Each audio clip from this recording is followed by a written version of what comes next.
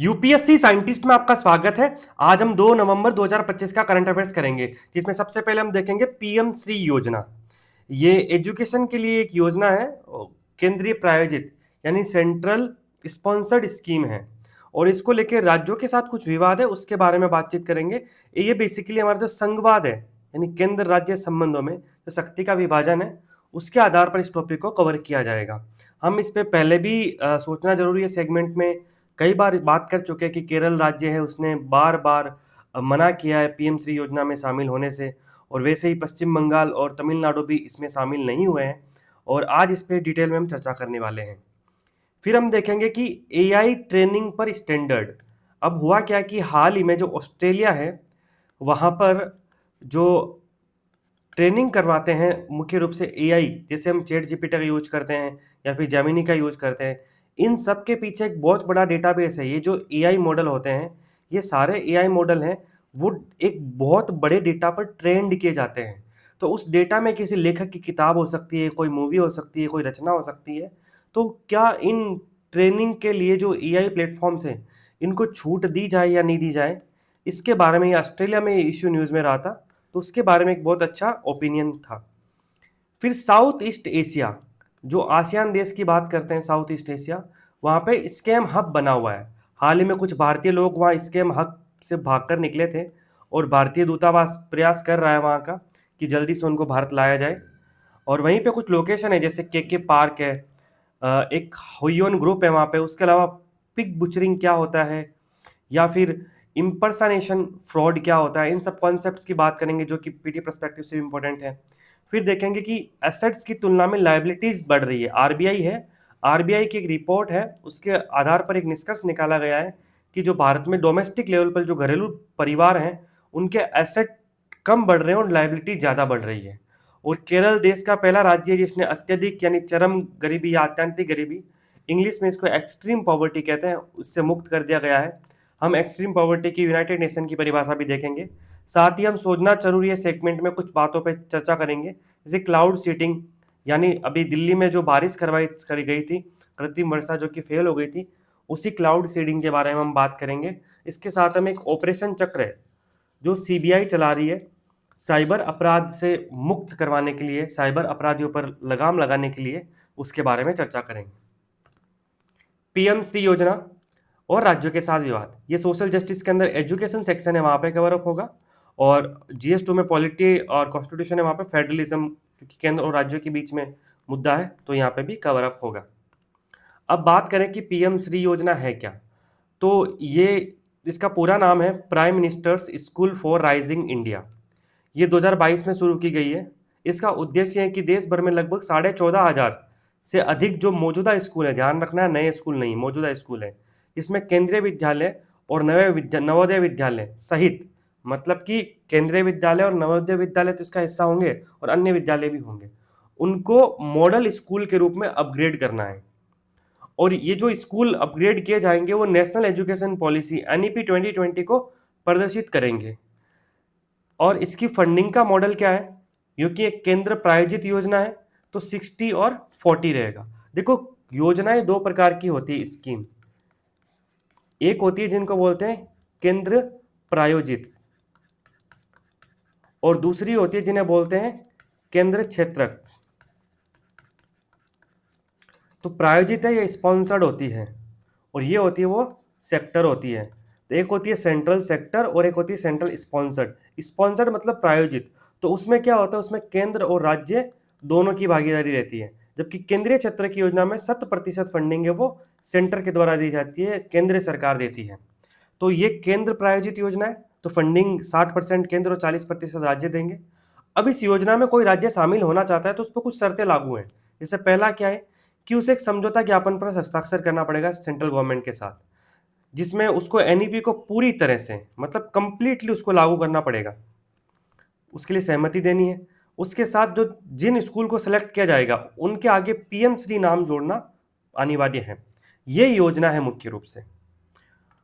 अब इस पर विवाद क्यों हो रहा है, तो मुख्य रूप से 3 राज्यों की बात करेंगे हम, केरल, तमिलनाडु और पश्चिम बंगाल। तो केरल में विरोध इसलिए हो रहा है कि इसने 3 साल तक तो विरोध किया ही था, लेकिन हाल में इसने सहमति जता दी क्योंकि केंद्र सरकार ने जो समग्र शिक्षा है उसका भी फंड रोक लिया था। लेकिन सहमति के तुरंत बाद जो केरल की सरकार है वहां पे उनको ये समझौता रोकना पड़ा, क्योंकि उनके जो सहयोगी दल है, जो इनके गठबंधन के पार्टनर है, उन्होंने इसका विरोध किया। अब यहाँ पे विरोध का कारण अभी भी वही है जो पहले था। पहला फंड बनाम विचारधारा का कारण है कि उनका मानना है कि अगर वो नेशनल एजुकेशन पॉलिसी एनईपी को लागू करते हैं तो वो आरएसएस का एजेंडा है और वो शिक्षा का कम्युनलाइजेशन एंड सांप्रदायिकरण करेगा। ये केरल का आरोप है।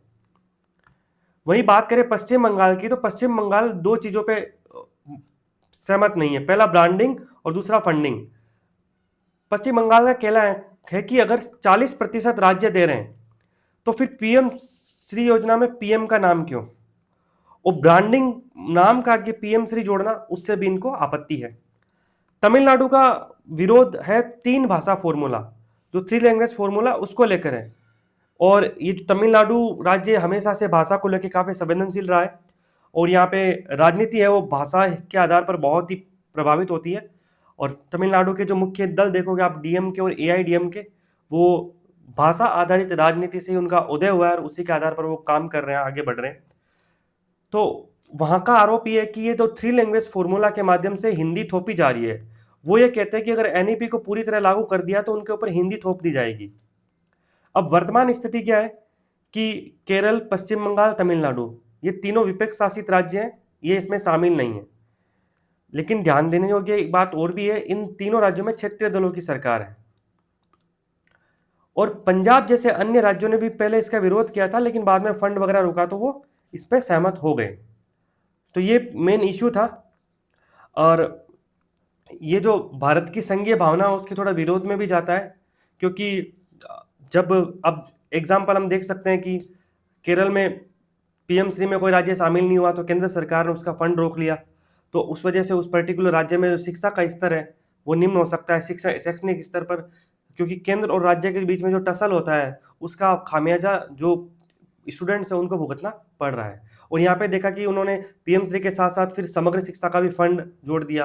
तो अब ये भी एक जांच का विषय है कि क्या इस तरह की सर्वोच्च न्यायालय के मामले सामने अगर ये मामला जाएगा तो सुप्रीम कोर्ट इसकी जांच भी करेगी, क्या केंद्र सरकार इस तरह से फंड रोक सकती है या नहीं रोक सकती, क्योंकि राज्यों की वित्तीय स्वायत्ता का भी मुद्दा है। भारत में हम संघीय प्रणाली में केंद्र ज्यादा सशक्त और राज्य कमजोर है, और ऐसी स्थिति में ये आवश्यक हो जाता है कि राज्यों के हितों का सुनिश्चित किया जाए, क्योंकि वित्तीय रूप से राज्य हैं वो केंद्र पर निर्भर हैं। अब बात करें संघवाद, तो संघवाद क्या होता है? तो संघवाद होता है डिवीजन ऑफ पावर, किसके बीच में? केंद्र और राज्य के बीच में। यानी इसको हम ऐसे इस चित्र के माध्यम से समझ सकते हैं कि ऊपर है सेंटर और नीचे है स्टेट, और ये आपस के बीच में जो शक्ति का बंटवारा करते हैं, सॉरी, शक्ति का विभाजन करते हैं, यानी डिवीजन करते हैं, विभाजन, यही क्या कहलाएगा? फिर संघवाद कहलाएगा। इसको एक कॉन्सेप्ट और पढ़ते हैं हम कि शक्ति का बंटवारा, सेपरेशन ऑफ पावर, उसको बोलते हैं हम एसओपी। ध्यान रखना वहां पे जो सेपरेशन होता है वो विधायिका के बीच में, कार्यपालिका के बीच में और न्यायपालिका के बीच में होता है। यानी जो सरकार के अंग होते हैं, विधायिका, कार्यपालिका, न्यायपालिका, उनके बीच में अगर शक्ति का बंटवारा है यानी सेपरेशन ऑफ पावर है, ठीक है, तो वो एक अलग पूरा कॉन्सेप्ट पढ़ते हैं हम। जबकि संघवाद के अंदर शक्ति का बंटवारा नहीं, शक्ति का विभाजन होता है, डिवीजन ऑफ पावर होता है। और केंद्र और राज्य के बीच के मुद्दे होते हैं वो संघीय मामले कहलाते हैं। जैसे भाषा को लेकर इशू है, हमने भी तमिलनाडु में देखा। कई बार आप देखोगे अखिल भारतीय सेवाओं का मामला कि केंद्र और राज्यों के बीच में ऑल इंडिया सर्विसेज को लेकर दिक्कत होती है कि केंद्र सरकार किसी आईपीएस को दिल्ली बुलाती है लेकिन वो आईपीएस आता नहीं है। ऐसा हमने वेस्ट बंगाल के मामले में देखा था। फंड ट्रांसफर का इशू हम पीएमसी में देख ही रहे हैं। अनुच्छेद 356 इसके अंदर राज्यों में राष्ट्रपति शासन लागू किया जाता है, वो भी एक संघीय मामला बनता है। कई बार केंद्र मनमाने तरीके से केंद्र ने राष्ट्रपति शासन लागू किया है। इसके अतिरिक्त जो वित्त आयोग है उसकी सिफारिशों को लागू करना अथवा न करना, ये भी संघीय मामलों से जुड़ा मुद्दा है। अब ऑस्ट्रेलिया एआई ट्रेनिंग पर स्टैंडर्ड कैसे तय कर रहा है? How Australia setting standard on AI training. ये साइंस एंड टेक्नोलॉजी में कवर अप होगा और एआई के साथ कवर अप होगा। साथ में ये आईपीआर के साथ भी जुड़ता है, इंटेलेक्चुअल प्रॉपर्टी राइट्स है उससे भी जुड़ेगा ये, क्योंकि यहाँ पे मुख्य रूप से आईपीआर को लेके ही सारा व्यवस्था इसमें जो ऑस्ट्रेलिया बना रहा है वो है। अब बात करें चर्चा में क्यों रहा, तो ऑस्ट्रेलिया सरकार की एक स्वतंत्र एजेंसी है, उसने डेटा एंड डिजिटल टेक्नोलॉजी के उपयोग पर एक रिपोर्ट निकाली और इस रिपोर्ट में इसने सुझाव दिया कि जो एआई फर्म है, जैसे जैसे ओपन एआई है या फिर एक्स है या फिर गूगल है, इन फर्मों को किताबों, संगीत, कलाकृतियों, पत्रकारिता सामग्री जैसे जो कॉपीराइट सामग्री है उसका उपयोग करके अपने एआई सिस्टम को ट्रेंड करने के लिए रचनाकारों से स्पष्ट अनुमति लिए बिना ही अनुमति दी जानी चाहिए। मतलब इसका मतलब ये साफ है कि आपने किताब लिखी है, अब चैट जीपीटी चाहता है कि आपकी लिखी हुई किताब का प्रयोग करते हुए वो अपने एआई मॉडल को ट्रेंड करे। तो चैट जीपीटी के पास दो ऑप्शन है कि या तो वो आपसे अनुमति लेगा या आपसे अनुमति नहीं लेगा। लेकिन ऑस्ट्रेलिया में जो एक थिंक टैंक है, जो इनका स्वतंत्र संगठन है सरकार का, उसने कहा है कि बिना पूछे ही आप इनको उपयोग करने दो। और इनका तर्क ये था कि प्रतिबंधों में ढील देने से अरबों डॉलर का विदेशी निवेश आएगा देश में और ऑस्ट्रेलिया की अर्थव्यवस्था को बढ़ावा मिलेगा। लेकिन इसका विरोध हुआ, और विरोध हुआ तो फिर ऑस्ट्रेलिया सरकार ने का पक्ष है वो बिल्कुल अलग हो गया, क्योंकि वो एक स्वतंत्र थिंक टैंक का विचार था। ऑस्ट्रेलिया सरकार ने स्पष्ट तौर पे कहा कि कलाकारों को यह तय करने का अधिकार है कि उनके काम का इस्तेमाल कैसे किया जाए और उससे होने वाली वैल्यू में उनका हिस्सा हो। कॉपीराइट लाइसेंसिंग, स्ट्रक्चर क्रिएटर और डिजिटल इकोनॉमी की नींव है ये, और इंटेलेक्चुअल प्रॉपर्टी कानून इनोवेशन को बढ़ावा देते हैं। अगर बिना उनकी अनुमति के एआई फर्म को सब कुछ दिया जाएगा तो ये उनके लिए एक तरह का नुकसानदायक होगा और उनकी जो क्रिएटिविटी है, उनकी रचनात्मकता है, उनको पीछे छोड़ेगा। आपने मिस्टर बीस्ट का नाम सुना होगा, ये सबसे ज़्यादा यूट्यूब पर फॉलोवर व सब्सक्राइबर वाले व्यक्ति हैं। तो इन्होंने अभी भी एक कमेंट आया था इनका, इन्होंने भी यही बोला था कि एआई की वजह से जो काम हम जो काम हम सालों से कर रहे हैं और सालों से जिस काम में हम पारंगत हुए हैं, एआई वो काम बहुत जल्दी कर रहा है और इसका नुकसान पहुंच रहा है सभी को, जो क्रिएटर हैं, कंटेंट क्रिएटर हैं। क्योंकि आप किसी एक्ट्रेस या एक्टर की या फिर किसी नेता की आवाज़ को हूबहू क्रिएटिविटी से कॉपी कर लेते हैं और फिर आप उसका मिसयूज या यूज़ करते हैं, जो कि इन सब के खिलाफ है। इसके साथ पर्सनैलिटी राइट भी जुड़ते हैं, जो कई बार चर्चा में रहता है, वो आपको ध्यान रखना है। पर्सनैलिटी राइट के बारे में एक चीज़ आप हमेशा ध्यान रखना, वो व्यक्ति के जीवन के साथ समाप्त हो जाते हैं, मृत्यु के बाद वो बने नहीं रहते हैं। हाँ, अब बात करते हैं कि ऑस्ट्रेलिया सरकार ने ऐसा रुख क्यों अपनाया।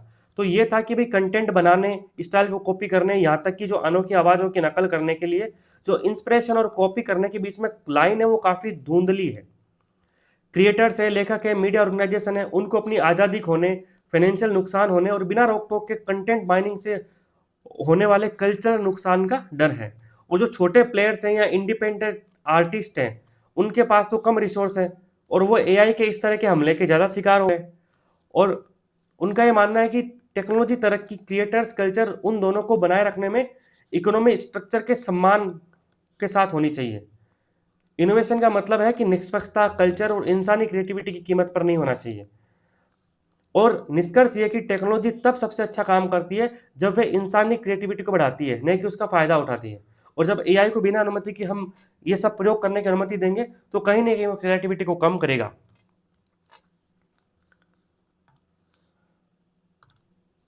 अब बात करते हैं साउथ ईस्ट एशिया में स्कैम हब। जो साउथ ईस्ट एशिया है, आसियान वाला क्षेत्र, और ये टॉपिक कवर होगा हमारे इंडियन सिक्योरिटी में, साइबर सिक्योरिटी में। चर्चा में क्यों रहा कि म्यांमार का एक मायावादी टाउनशिप है, उसमें एक केके पार्क नाम की लोकेशन है, वो साइबर क्राइम का हब बना हुआ है। वहां से लगभग अभी भारतीय नागरिक फंसे हुए थे, वो भाग गए और भागकर वो दूसरे देश में, थाईलैंड में आ गए। और वहां से अब थाईलैंड की सरकार के साथ भारत सरकार कोऑपरेशन कर रही है, उनको भारत लाने की तैयारी कर रही है।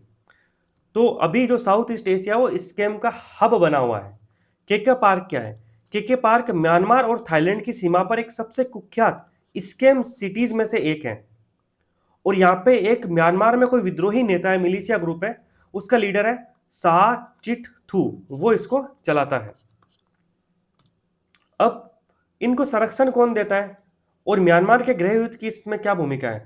तो आप इस मैप में देख सकते हो, जहां जहां पर ये शेडो वाले एरियाज हैं, ये सब एक तरह के साइबर फ्रॉड के लोकेशंस हैं, जहां पे साइबर फ्रॉड होते हैं।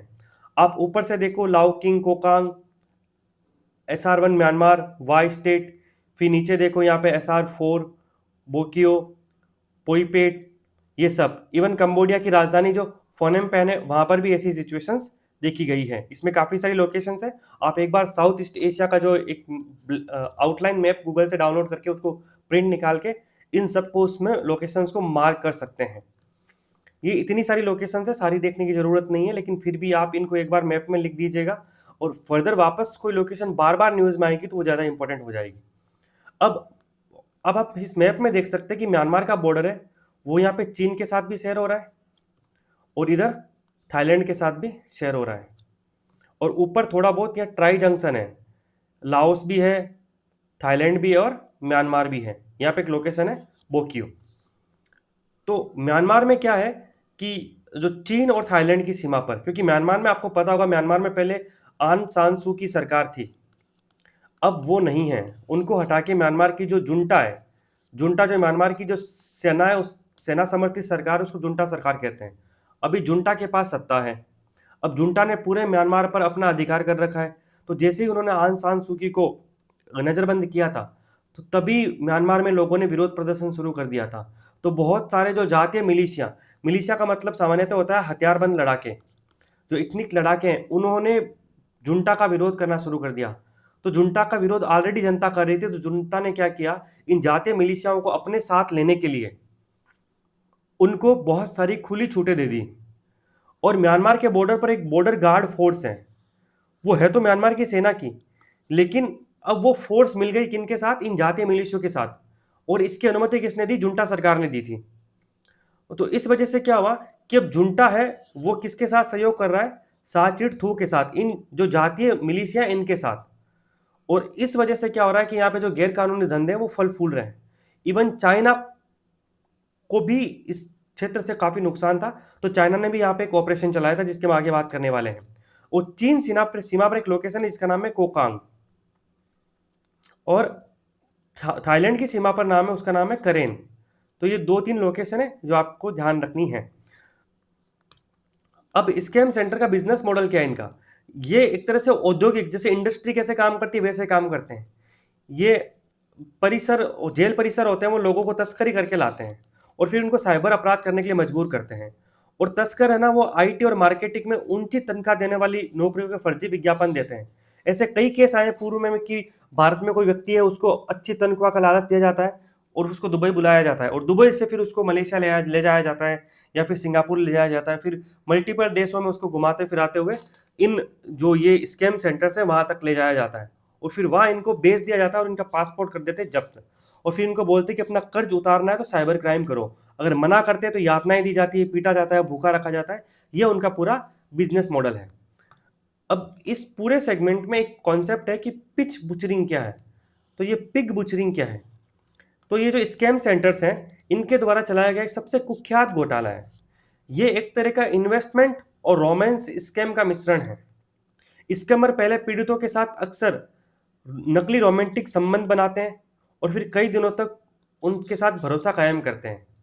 एक बार भरोसा हो जाता है तो फिर वो उन्हें फर्जी क्रिप्टो करेंसी प्लेटफॉर्म में निवेश करने के लिए मनाते हैं, और शुरुआत में छोटा मुनाफा भी दिखाते हैं, उनको मुनाफा उनके अकाउंट में ट्रांसफर भी करते हैं, और फिर उनको बड़ा निवेश करने के लिए लुभाते हैं, और जैसे ही वो बड़ा इन्वेस्टमेंट करते हैं सारा पैसा लेके गायब हो जाते हैं। इसी प्रक्रिया को बोला जाता है पिग बुचरिंग, यानी पहले रोमांटिक रिलेशन बनाएंगे, विश्वास जीतेंगे, और फिर क्रिप्टो करेंसी इसमें निवेश करवाएंगे और फिर पैसे लेके भाग जाएंगे।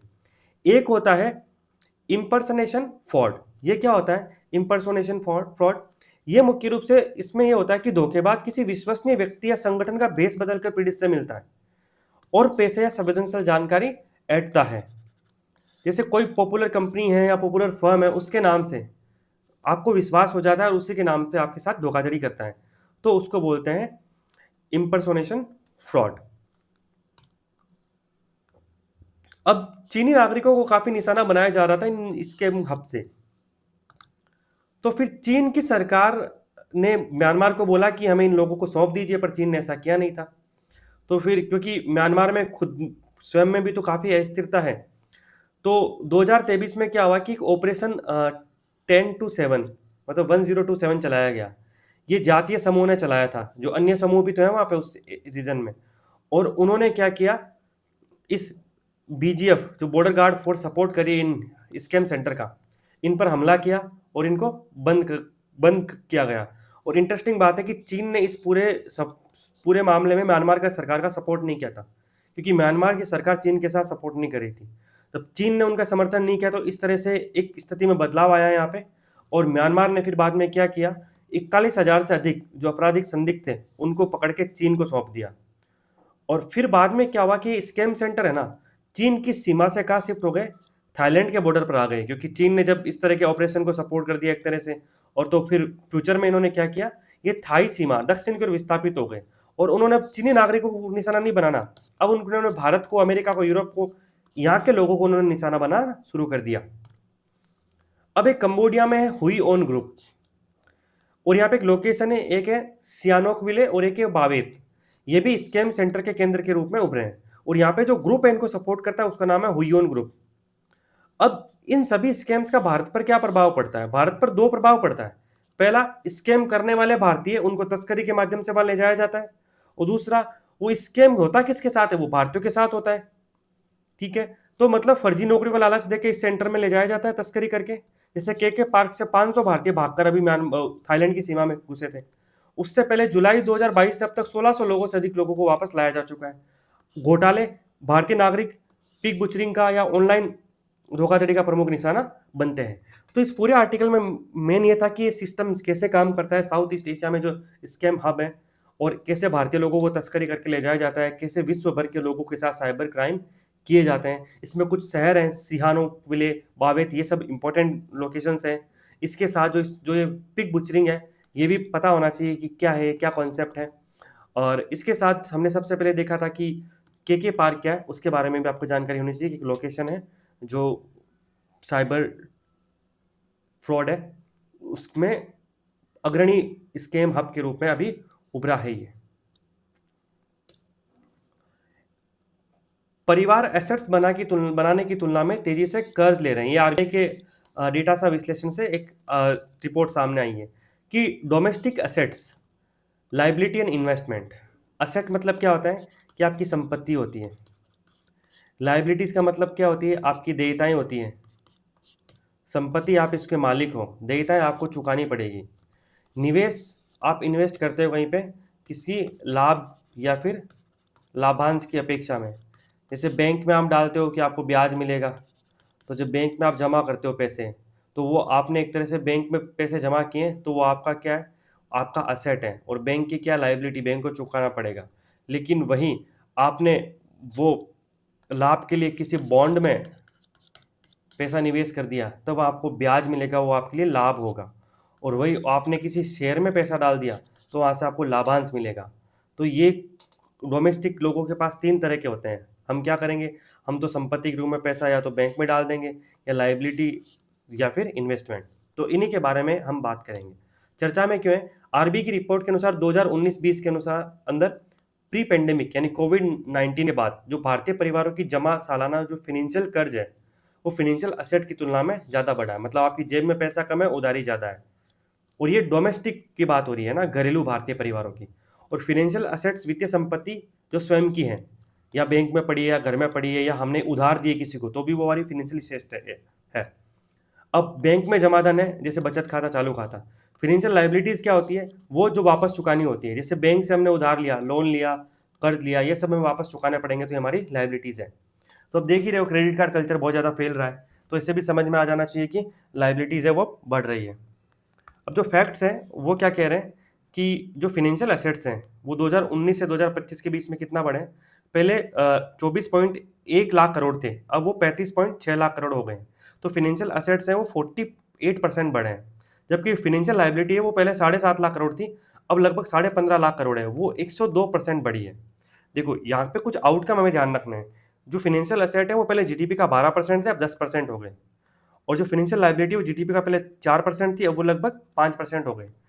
तो यहाँ पे हम देख तो सकते हैं कि फिनेंशियल असेट्स हैं उनमें बढ़ोतरी कम हो रही है और फिनेंशियल लाइबिलिटीज में बढ़ोतरी ज़्यादा हो रही है, ये तो बात सही है।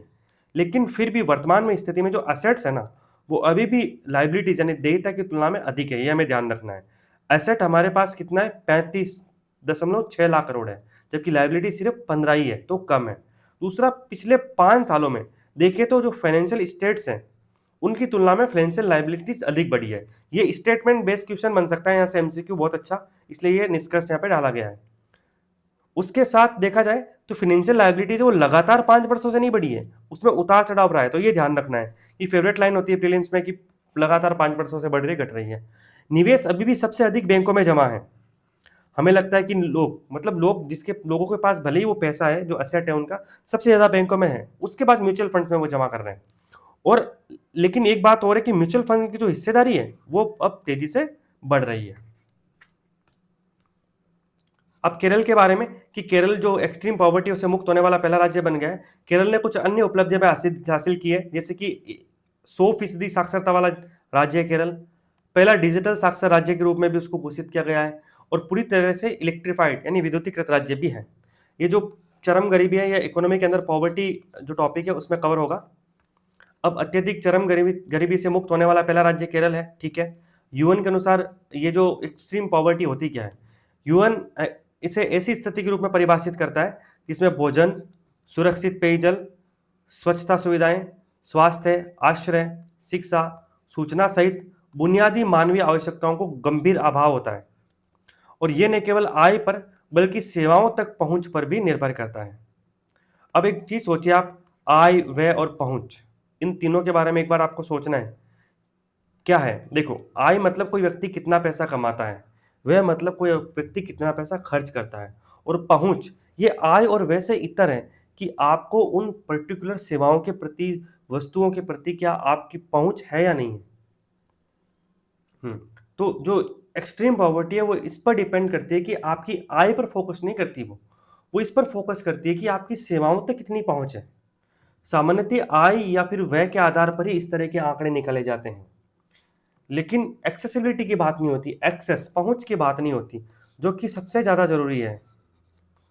और अमर्त्य सेन जो नोबेल पुरस्कार विजेता हैं और पॉवर्टी पे उन्होंने काम किया है, वो भी एक्सेस, पहुंच को सबसे बड़ी भूमिका मानते हैं। कि अगर एक्सेसिबिलिटी नहीं है, अगर किसी के पास पैसे भी हैं, आय भी है उसकी अच्छी खासी, वो खर्चा भी कर सकता है, पर उसके पास एक्सेसिबिलिटी नहीं है, तो मामला वहीं खत्म हो जाता है। तो ये चरम गरीबी है। अब केरल ने इस चरम गरीबी को कैसे समाप्त किया, अगर हम इसको समझेंगे तो हमें समझ में आएगा कि केरल ने सेवाओं की पहुंच है उसको बेहतर बनाया, और वो कैसे बनाया हम देखते हैं। पहले तो स्थानीय स्तर पर वार्ड समितियों द्वारा जांच की गई, और एक बार जांच कर ली तो फिर ग्राम सभाओं के द्वारा उनका आइडेंटिफिकेशन किया गया, पहचान किया गया। फिर अत्यधिक गरीबों की पहचान के लिए भोजन, स्वास्थ्य, आवास और आय, उनको महत्वपूर्ण कारक मानते हुए हर परिवार के लिए माइक्रो लेवल पर प्लान तैयार किए गए और उनको योजनाओं से जोड़ा। कैसे किया, सबसे पहले लोगों को जरूरी दस्तावेज दिए गए, ऐसे लोग जो किसी योजना के लिए पात्र हैं पर उनके पास आवश्यक दस्तावेज नहीं है, तो सबसे पहले काम यह किया। फिर भोजन के स्तर पर उन्होंने कुटुंबश्री के जरिए भोजन की नियमित आपूर्ति सुनिश्चित की। हेल्थ के लिए उन्होंने दवाओं तक पहुंच, टीकाकरण और पेलिटिव केयर और अंग प्रत्यारोपण, इन सब तक एक्सेसिबिलिटी की। योजनाओं से जुड़ा जैसे मनरेगा है या फिर लाइफ मिशन है, मनरेगा के तहत रोजगार दिया, लाइफ मिशन के तहत घर दिया उनको, और बच्चों पर स्पेशल ध्यान दिया, उनकी पढ़ाई के लिए मुफ्त यात्रा की योजना लागू की, उनको स्कॉलरशिप दी, और जो सिंगल मेंबर परिवार हैं उनको सुरक्षित होम शेल्टर में शिफ्ट किया। तो इन्हीं सभी उपायों के माध्यम से केरल ने एक्सट्रीम पॉवर्टी से केरल को मुक्त किया। अब सोचना जरूरी है, सेगमेंट में हम बात करेंगे क्लाउड सीडिंग की। तो क्लाउड सीडिंग का मतलब क्या होता है, मुख्य रूप से इसका मतलब होता है जो कृत्रिम वर्षा की बात होती है वही है क्लाउड सीडिंग। अब आईआईटी कानपुर ने कहा है कि बादल नहीं है, इसका अलर्ट था उनके पास, इसके बावजूद उन्होंने क्लाउड सीडिंग की कोशिश की थी। आपको पता होगा अभी हाल ही में 2 से 3 दिन पहले दिल्ली में क्लाउड सीडिंग का प्रयास किया गया था, जो विफल रहा था, जो काफी चर्चाओं में ही रहा। लेकिन आईआईटी कानपुर ने स्पष्ट तौर पर कहा था कि हमें पता था कि बादल नहीं है, ये अलर्ट था, लेकिन इसके बावजूद भी हमने प्रयास किया था। और एक बात ध्यान रखना है, दिल्ली में जो क्लाउड सीडिंग है उसका प्रयास पहली बार नहीं हो रहा है, 1972 में भी ऐसा किया जा चुका है।